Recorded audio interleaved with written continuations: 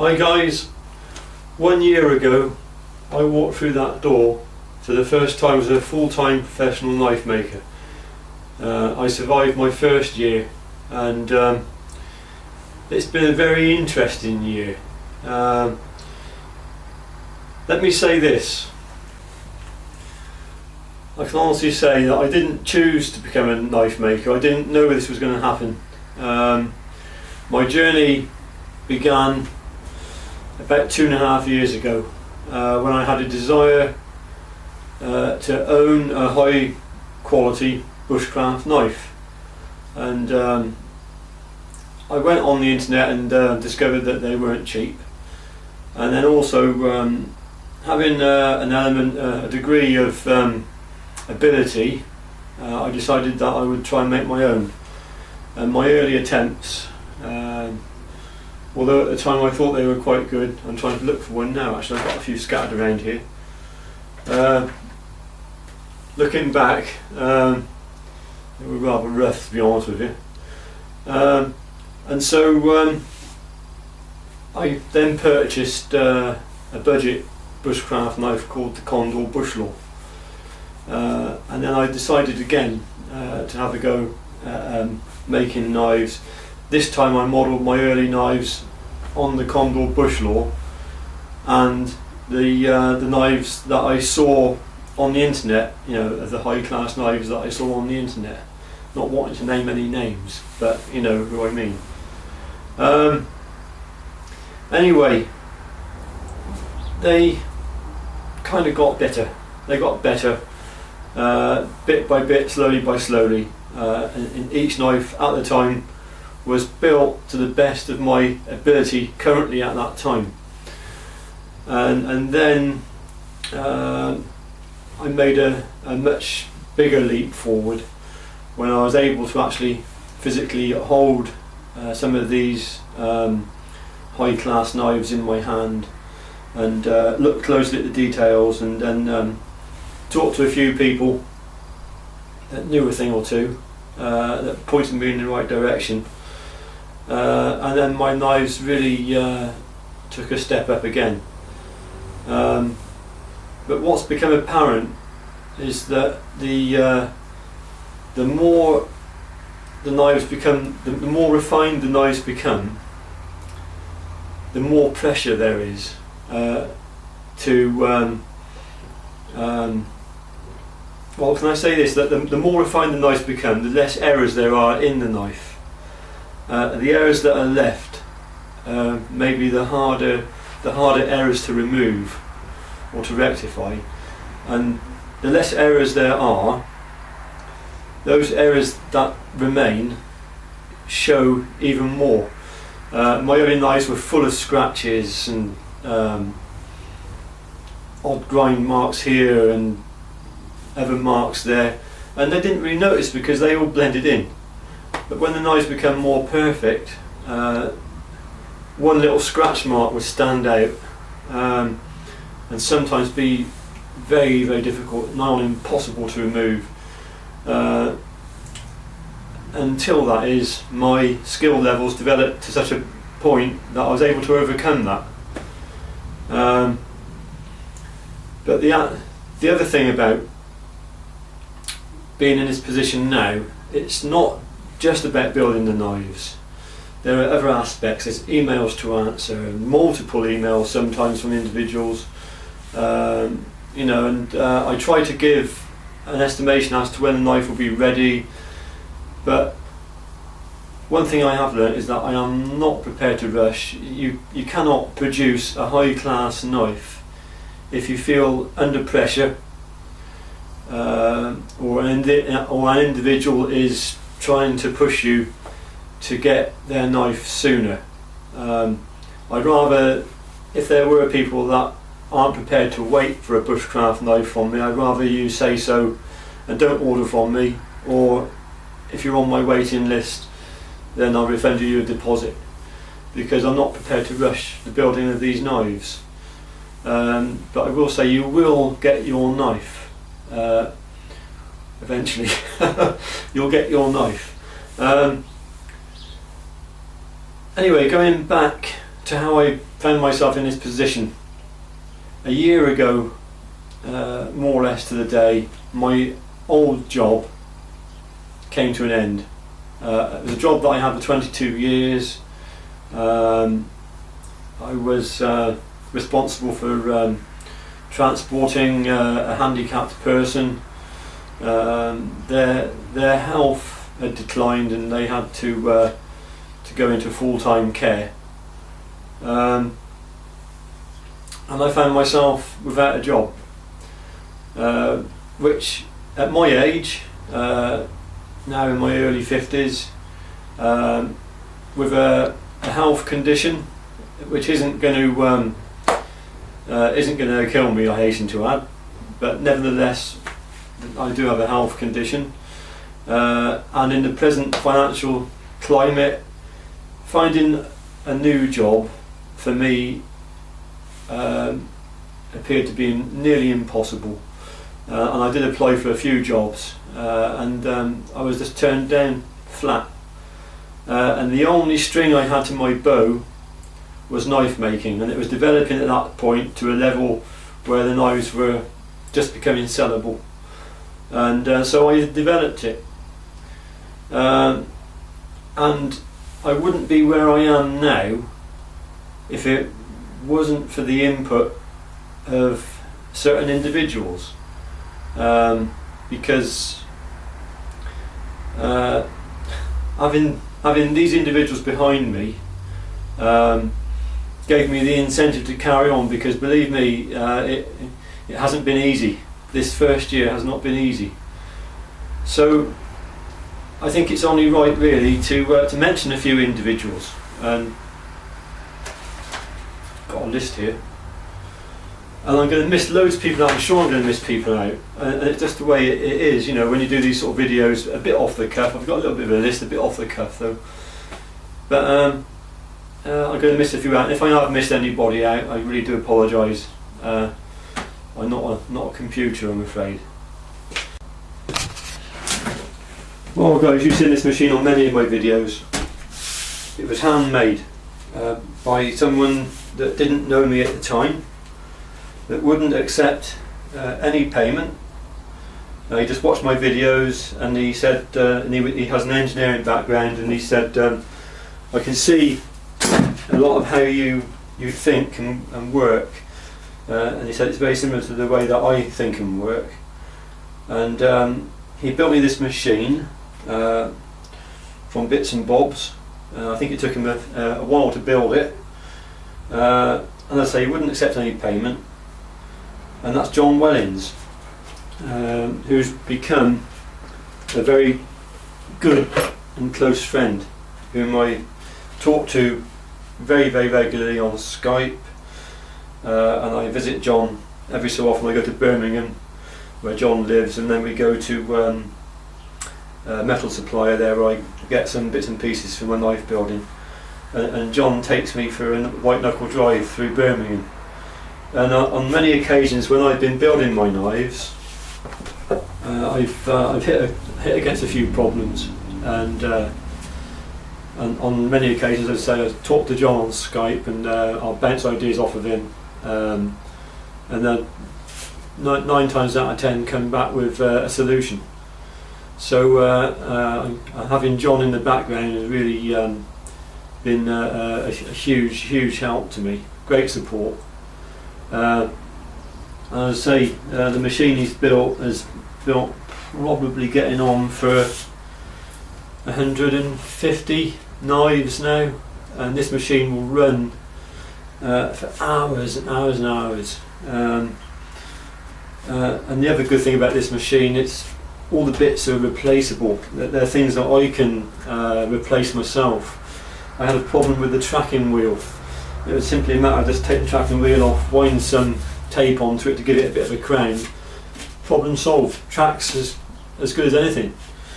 But I have got an update to talk about later on in this video, so we'll go on to that later. Anyway, there are other people that I'd like to thank as well.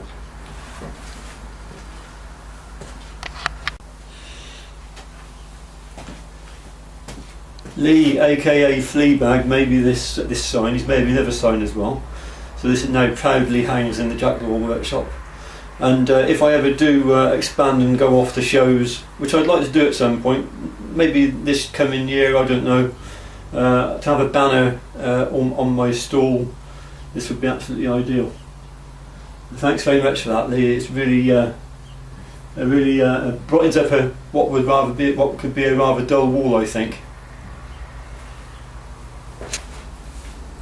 In the early days as well, when I started to build my own leather sheaths, I got a lot of assistance from Brybo and Robert Clark, so their help was quite instrumental in my development as a leather craft worker, because to combine, there aren't many, so I'm told, knife makers and also good quality leather craft workers. However, having said that, my prime aim is to build the knives, and John Wellings is going to be producing some of my sheaths, although I am going to keep my hand in, so probably 2/3 of the sheaths are going to be produced by John and 1/3 by myself, which hopefully should free up more time for me to spend in the workshop, doing what what I want to do, really, you know, which is build the knives. Although you know, the leather craft side of it is very fulfilling indeed, and I've spent a small fortune on the tools required for that as well. Fog 360, got to mention Fog. He gave me my first knife review, and I think a lot of people watched that review and have ordered a knife since as well. So thanks for that, Fog. Ken Cran, got something to show you later, Ken. But I'm sure a lot of you know about Ken, and he's a marvellous upbeat channel on YouTube, and always brings a smile to my face whenever I watch one of Ken's videos. I think he's brilliant. In recent times, I've had some help from Del from Dirty Room and Lee from LB Custom Knives. They're both on YouTube, both extremely highly skilled individuals, both insane perfectionists, I would say. Lee's fairly new to YouTube, I think, and he doesn't seem to have many subscribers, and the standard of his workmanship is just beyond belief, really. So that's an LB Custom Knife. So if any of my subscribers want to see a perfectionist at work, go over to Lee's channel and Dell's channel, Dirty Room Knives, and you'll see their genre of knives is a bit different to mine, but I can really appreciate the skill and passion they have. And then there's Aid Larson, who's a customer who writes some very supportive emails, and sometimes if he sees me deviating off the straight and narrow, he'll send me an email and sort of bring me back on track again. So thanks very much for that, Aid. I've made a lot of friends as well through knife making, through YouTube. Too many to mention. Some of you have sent me gifts. Two in particular have become firm friends and come to see me on a regular basis, and that's Kevin and Chris. So I can't say too much more about them because they want to remain anonymous. I've built multiple knives for some individuals. Dig Dug on YouTube, Jesse Coder. Jesse, I got them steel in for the next batch of minis. I'm actually going to modify them slightly. I think the mini needs a bit of just a slight modification to it, and I'll probably be working on them over the weekend, I expect. I want to show you something.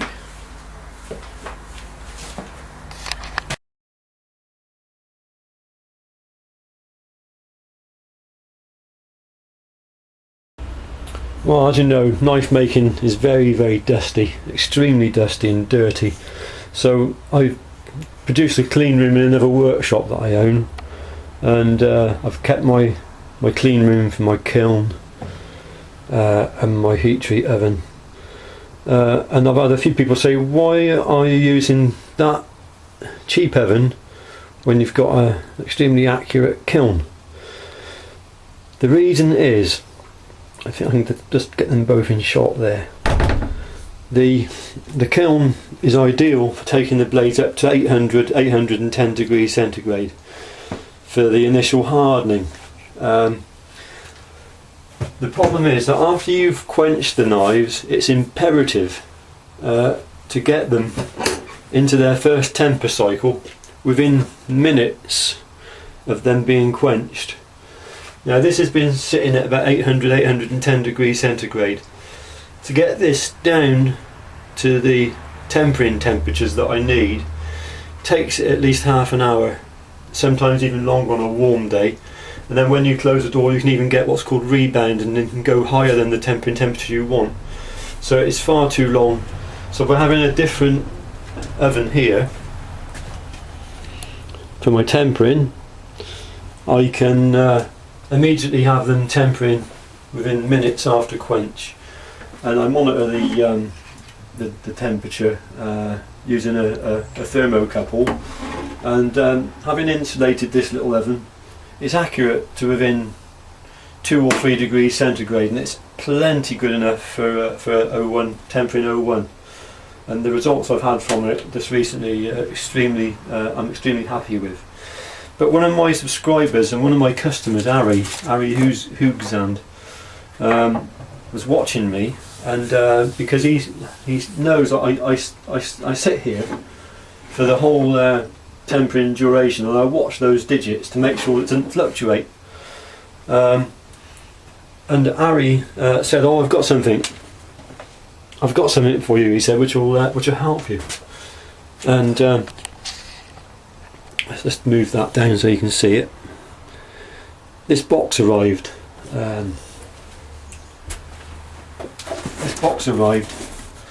Yesterday, and he sent me this. I think that's a PID, is it? You can program it. He sent me also what looks to be a thermocouple, and I'm going to try and rig this up to this, which will be probably more better than having to stand over there with that, or certainly it's another string to my bow. So Ari, thank you very, very much for this. I've got to work out how it all works and how I'm going to interface it with the oven. Also, he sent me this. He's a bushcrafter, and also a radiometer, I hasten to add. So he must be a fine fellow indeed. He sent me some fire lighters, similar to what Keith from Hawaii made, only these don't smell. Keith's were scented. Thanks very much, Harry. I really appreciate that. I think one of the reasons why I've made a success of, or so far a success of my knife making is, firstly, I had no other choice. I had to do it. Secondly, I got the type of character. I'm quite single-minded. When I put my mind to something, if I want to do it, then there's no stopping me. And that was with Morse code and amateur radio. I wanted to learn Morse code. I took to it like a duck to water. It took me a very short amount of time. And now, I mean, if any of you watch my other YouTube channel, which is called The Wiltshire Man, you'll see video clips showing me operating amateur radio equipment using Morse code. It doesn't do to blow one's own trumpet, but I like to think I'm pretty good at it. Right,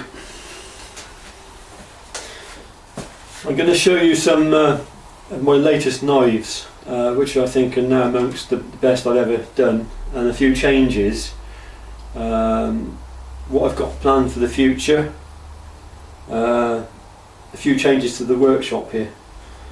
I've just made a rather large investment, and I'm buying a new grinding machine, which hopefully be here by Christmas. It's a professional 2x72 grinder built by a British company. So I'm really looking forward to that.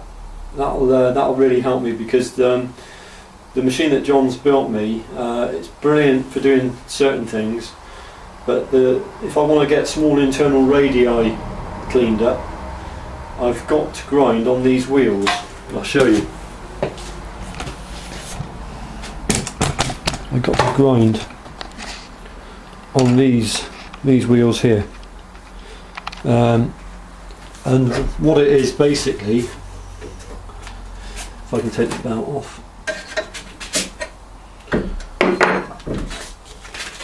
are roller bearings, and although it does help me to get the internal radii ground, I can't get the finish that I want to get, that I get much quicker on proper small platen sort of wheels with rubber backing. So to get the knives finished to a high standard, I'm having to hand finish all the internal radii by hand, which is taking me a tremendous amount of time. So the new machine will aid me immensely in that respect. However, this machine will still be used as a very useful machine in the workshop for various tasks. I'll leave it set up for one operation and use it specifically for that operation. Other plans, I'd like to have a few other knife designs going on. I've got them in my head at the moment. Going to be launching a new knife called the Scout, the Jacklore Scout, which would be slightly larger than the Mini, I think, with a Scandinavian grind. I'd also like to try my hands at other grinds. I've already tried a hollow grind. I might be producing a few more skinning knives with the hollow grind. I'd like to try a flat grind, and I'm quite interested on lean convex as well. So when I get the new machine, I should be able to do lean convexes on that, because it needs a certain amount of belt tension to get that grind correct. But as I say, it's a learning curve for me. I've not done it yet, so it'll probably take me a while to master it. Also, I'd like to be able to add file work. I've been looking at a few websites and a few nice pieces of knife art, if you want to call it that, and I'd love to have a go at file work, ornate file work on the spine of the knife. So that's something that I want to try. Anyway, I'll show you my latest knives now. I made a few changes. I've redesigned the fire steels. I felt I had to pull my socks off a little bit over the finishing of the fire steels, and I've redesigned them. And I've learned to taper tangs, and I've applied that technique to my fire steel. So I've tried to make something my own. I designed my own mosaic pins, and so when people see those pins now, they immediately think, oh, that's a Jacklore mosaic pin. And my fire steels, I haven't seen any like it or like them, but no doubt there probably are, because there's nothing new under the sun. But this is something that I've come across on my own. So I hope you like it. Anyway, I'll show you those knives now. Well, here they are, my three latest knives. This one I built for my friend Ken Cram. It's all finished now, Ken. Just send it off to you over the next day or two. I'll show you that in a minute. And these two I built for Carrie and Alex. This is Carrie's knife and Alex's knife, featuring my new tapered fire steels. I'm just really trying to push my limits all the time and trying to improve all the time. And having tapered the tangs of a few knives now, they got better and better, and the skill gets easier and easier as you do it, you know. So before I show you these closer up, I'll show you Ken's knife. Left hand sheath, Ken, and a dangler. It's a bit tight in the sheath at the moment, so anyone that gets a knife that's tight in the sheath, just give it a little, sort of breaks the seal, and then it will come out. I'll put you the 2 holes there for tying a cord to around your leg or whatever. Detachable dangler. This is the knife itself.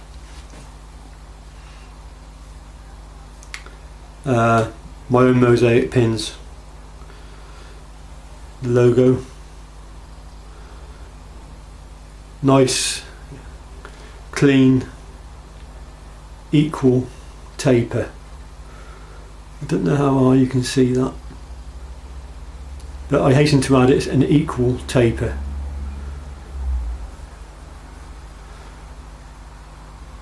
The blades clean.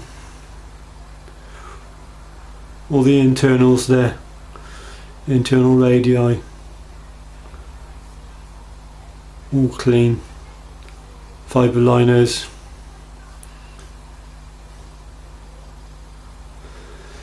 If you look,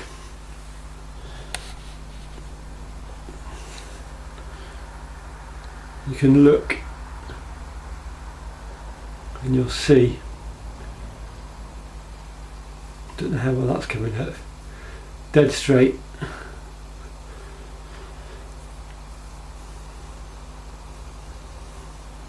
It is a gorgeous, gorgeous knife. Fairly slim scales, can have about 23.5mm across there. Fits beautifully. I got very large hands, but yeah, lovely. And a finger placement area there, so you can choke up. And I've semi-polished the bevel as well. So I'll put that back in its sheath for now. Now on to Carrie's knife. Carrie and Alex. First of all, Alex had a lighter wood handle. I don't know what this wood is.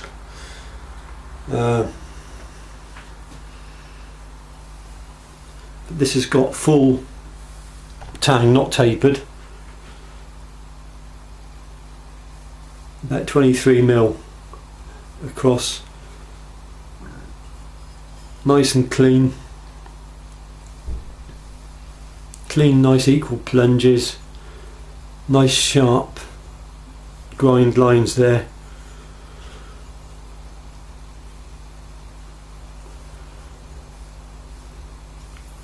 Polished up. And a nice mirror or semi-mirror on the bevel. Can you see that? Just about. Mosaic pins, black liners. That's that one. The tapered fire steel that I was on about. Very elegantly tapered. Equal tapers on all 4 sides. Long, nice long handle to give you plenty of purchase. So I don't know anyone that's doing tapered fire steel handles like that.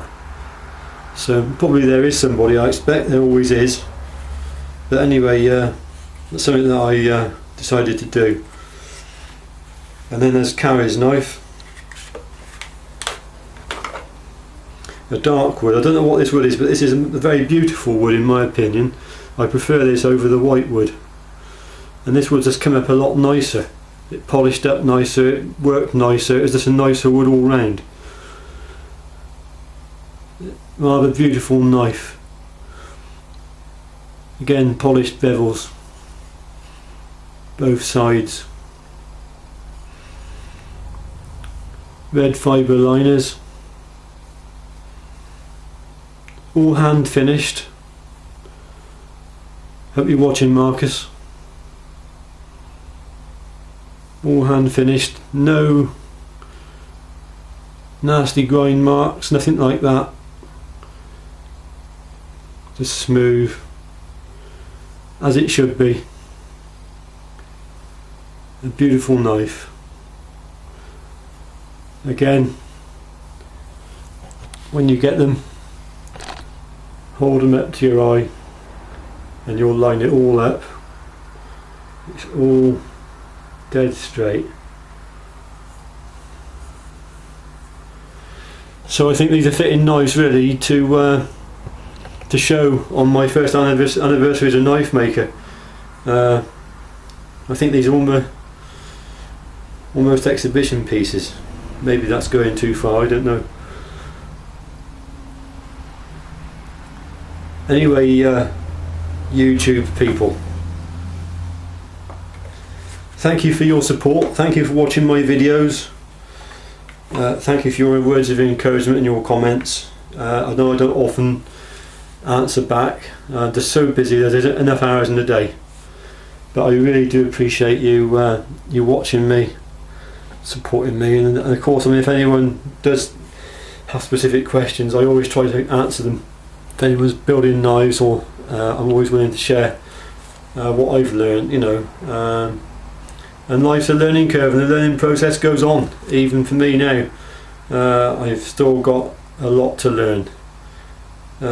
Thanks for watching, everybody, and as I say, when I get stressed out, I just go off for a camp, and I'm okay again.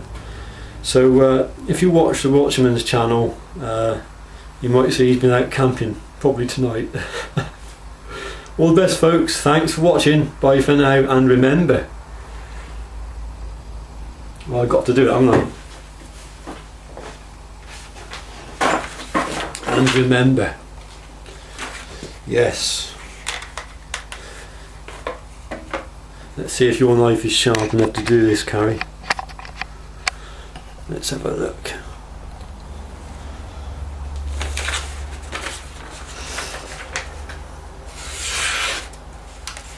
Yes, look at that. Ooh, isn't that just beautiful? I can even do curves. Multiple curves even. I can probably even do curly cues.